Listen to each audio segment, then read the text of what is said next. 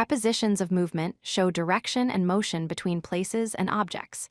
Today we focus on toward and away. Toward means getting closer to something.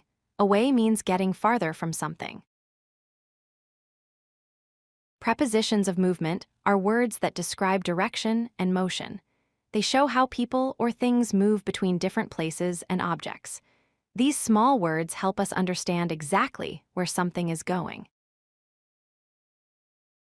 Our lesson today focuses on two important prepositions of movement. Toward shows movement getting closer to something. Away shows movement getting farther from something. Move toward means approaching. Run away from means leaving quickly.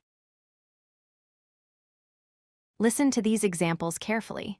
Move toward the bus stop. Run away from the dog. She walked toward the park. They ran away from the noise. Notice how toward shows approaching and away shows leaving. A person moves toward the school. This shows getting closer to the building. A person runs away from the dog.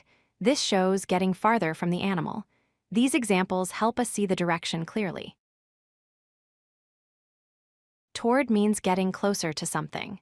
You use it when approaching a place or person. Away means getting farther from something. You use it when leaving or moving back from a place or person. The boy and the girl are walking toward the water. The balloon is flying toward the mountains. When a bat flew toward his head, he ran away. She walked toward her friend. They ran away from the noise. Now practice with these sentences. Fill in the blanks with toward or away from. The cat ran blank the house. She walked blank the park.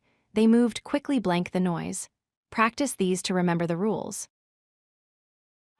If you like this video, hit that like button and don't forget to subscribe. Visit codelucky.com for more such useful content.